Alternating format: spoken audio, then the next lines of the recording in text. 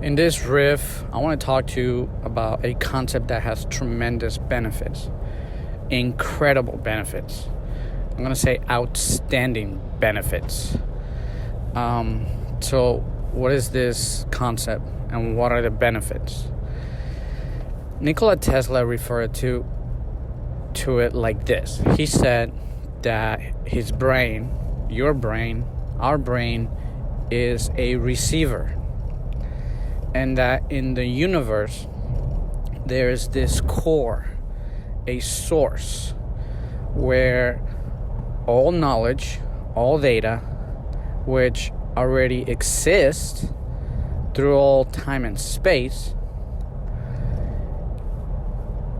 that we are essentially connected to this core or this source, and that we are able to download information, knowledge, wisdom, understanding from this core, from this source. Now, you have to keep in mind that this is Nikola Tesla saying these things. He was a brilliant scientist. He was a genius. He had so many patents that people have benefited. He is attributed to be the quantum leap to the modern world. His earlier integrations of knowledge, of understanding, and scientific data and application literally created the modern world. They were the foundation for the newer integrations as information builds upon information and ultimately culminating to what we have today. Such as the internet, wireless communication, satellite communication, and so forth. And in the future, I might suggest, which is here, it's soon, we'll start experiencing this. We'll go into the quantum technology acceleration and the process that comes from where we are, which will help us take quantum leaps of progress. But right now, that's besides the point. So this core or this source is also referred to by what I like to call, what many people have referred to as the Jesus of entrepreneurs. If you don't know who the Jesus of entrepreneur is, I would highly suggest you do a lot of research on Napoleon Hill. Napoleon Hill has been a tremendous source of knowledge and wisdom and understanding, and he's probably the number one person that has been accredited by millionaires, multimillionaires, even billionaires, that it's his information, that it was his books that transformed their mind, their thinking, and they attributed the lessons, the principles, the universal principles that are described within Napoleon Hill's books. As they apply them, they say that it was because of those principles. It was because of Napoleon Hill. Now, where did Napoleon Hill gather this information? If you look up his story, you're going to find that his story is very, very interesting and it's significant. At some point in his life, you'll notice that when you do research on him or you read his books, he emphasizes that he had an assignment that was given to him by Andrew Carnegie, who was one of the richest, most powerful, influential people of that known world back in the early 1900s and late 1800s. So he was given an assignment where he was told to network and research and interview the captains of industry of that time. Many of them included Firestone, Thomas Edison. They included, I believe, Rockefeller as well. It included, of course, Andrew Carnegie, and many others, J.P. Morgan, that were part of that circle of super elite individuals that created what I would suggest is tremendous success and ability in creative financial prosperity. That's not to say that they were successful in every facet of their lives, but it was obvious that financially they were well off. They were the best. Essentially, their influence has been accredited to creating, the United States economy even unto this point, because of what they were able to accomplish. It was no small task.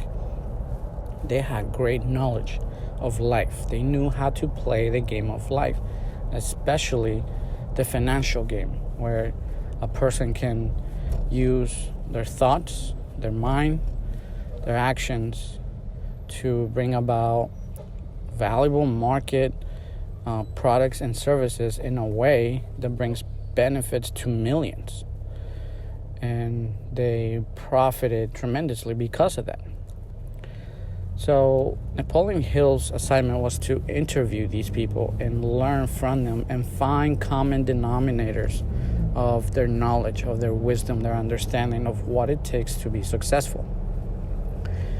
And he wrote a manuscript. Most people know about Napoleon Hill as having wrote Think and Grow Rich. But what most people don't know is that he had an earlier manuscript that he entitled The Law of Success in 16 Lessons, where in this manuscript he extensively described and went into much greater detail as to these principles, these common denominators that define why and how ultra successful people became ultra successful. And that is no small statement. It has high significance, because if you're sitting here and you have a phone and you have the internet and you have a laptop and we have all this available technology and we're able to find information in an instant, any question that we want.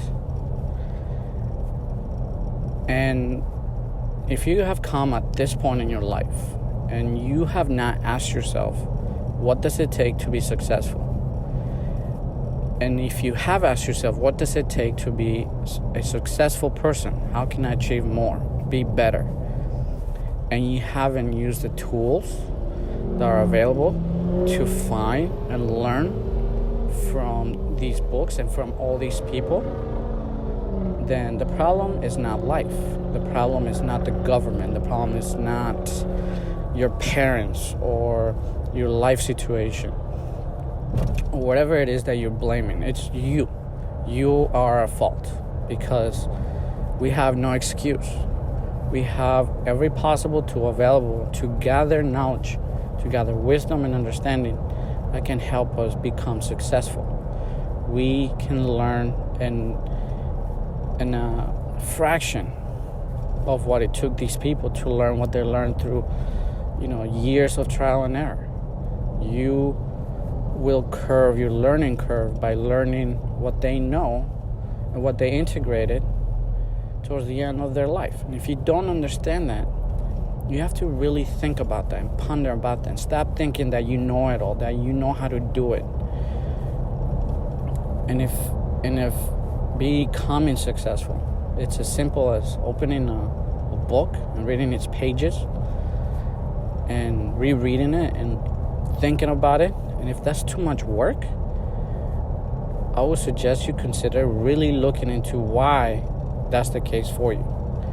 And if it's not written books, listen to audio material. So Napoleon Hill, in his books, trying to regress a little bit here on what we were talking about, just like Nikola Tesla described that scientifically there's a quantifiable process through our mind, through our brain, where we can download, acquire knowledge, wisdom, understanding from this source in an instant, almost like a real life Google machine, where just like the internet we can Google information. Well, I would suggest that Nikola Tesla was talking about. Something even more powerful, just like the internet, but we already are plugged in into this core, this source.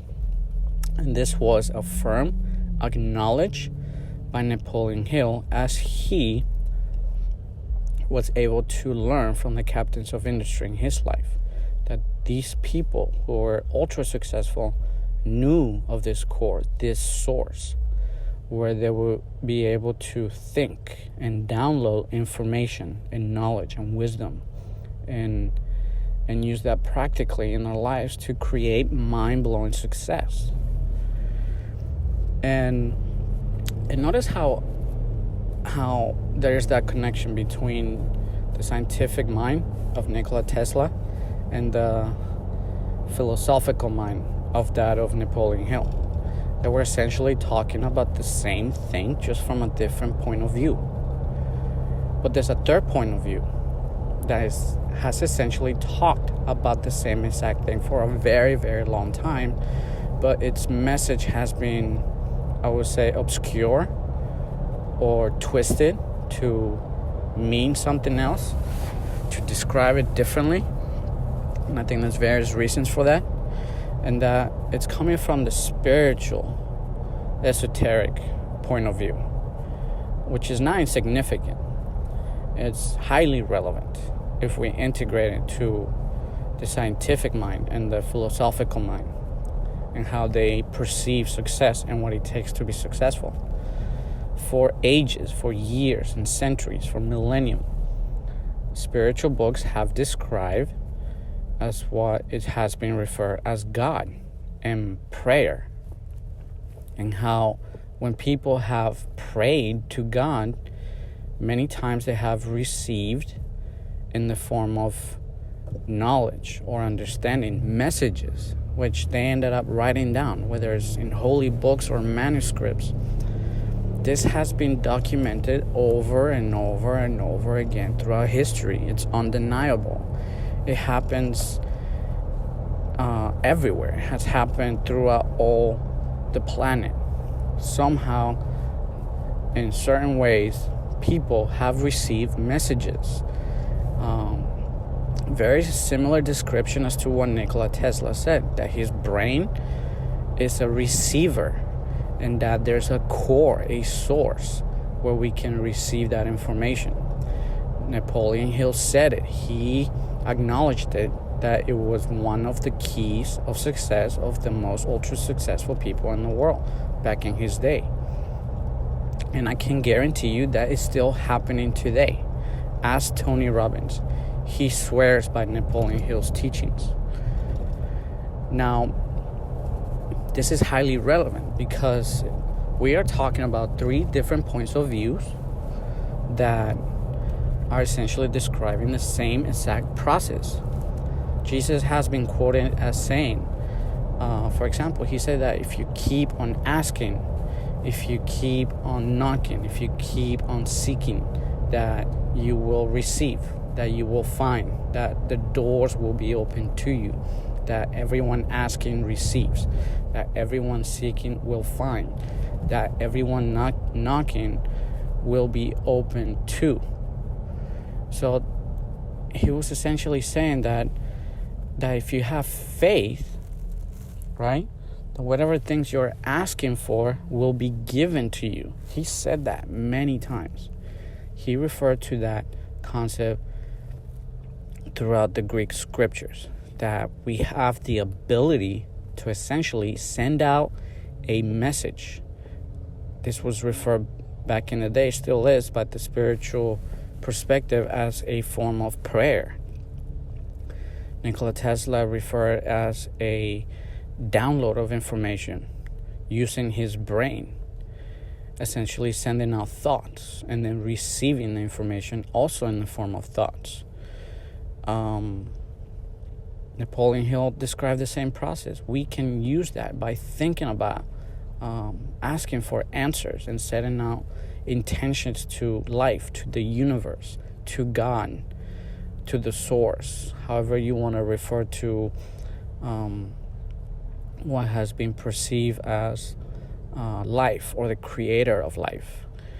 And those definitions are not really important because you can verify this on your own. You can use the technique of sending out thoughts into the universe and you will get answers. It's a law. It happens by law, just like the law of gravity says that what goes up has to come down. In the same way, your brain is a transmitter and receiver of information, of data and frequencies. It's how we are made. And it just takes a measure of self-awareness to exercise this ability. Now, the challenge is we've been taught to use this ability in ways that are not beneficial to ourselves. We may sit down and possibly watch too much television, too many video games. And the nature of this broadcast, what are we watching? Are we watching, movies or playing games that are negative? And therefore, could we be possibly creating negative events, situations in our lives? And if so, then should we consider a change? So my suggestion is I don't want to sound like, oh, this is how it is. This is the ultimatum. I have the ultimate answer. No, I'm just giving you thoughts to think about, to consider. Make your own decision. But notice the common denominators, the parallels that are being perceived, that the scientific mind of incredible authority, as Nikola Tesla said, and that the philosophical mind of the Napoleon Hill, who has been accredited as having incredible and accurate understandings of universal principles for success, and the many spiritual books that have been written and of avatars or spiritual people who have said similar things about the power of prayer. Consider that they are all describing the same exact process of life and how life works and how you and I function. And this is significant because it means that we can access secrets, information, data, understanding, wisdom, answers to questions that may be pressing on us. If we have a life that's full of drudgery and boredom, and maybe you're struggling financially or your relationships, maybe your health, are you using this ability to access the core, the source? If you're spiritual, are you praying to God for answers, to solutions to your challenges? Please consider that. Really think about that. Now, I definitely go into far more detail about this in my book, Blueprint for Immortality, The Quantum Code for Life Secrets to Success. Highly suggest that you purchase your own copy and make it a hard copy, since books out of sight are books out of mind. My book will help you think about this most of the time. If you're thinking about this most of the time, you are more likely to start using your mind to transmit a frequency, a thought, to bring answers to yourself instead of just forgetting about it. I didn't design the book just to be like a superficial television show or song that it sounds good, but then you move on to your life and nothing changes. The book was specifically designed for you to open its pages, to tactily feel the message, to grasp and understand and integrate its information, essentially program yourself as to how we work in the reality of life. This is important because we are talking about one of the most unique, profound understandings of our God-given abilities. And if we're not using them and our life sucks, guess who's at fault? You are. I know that was a hard pill to swallow for myself, and it still is to a certain degree, but we have to come back and acknowledge that we are a cause of our own environment. that we create our own reality, and that we have tools that have been given us that we can use to prosper, to be better. And if we're not using them, we are at fault. So again, I highly suggest, if you haven't already done so, read the description of this riff or this video. I have the link to the book you can buy on Amazon, and I highly suggest you add a copy to your own collection of books and read it not just once but many times, so that you can integrate this information. All right, so I'll leave you with this. Think about what was said. Listen to this over and over again. Go over all the riffs over and over again. I do have my book downloaded into the YouTube channel, so I highly suggest that you listen to that as well over and over again, so that you continue to integrate its lessons. All right, look forward to my next riff.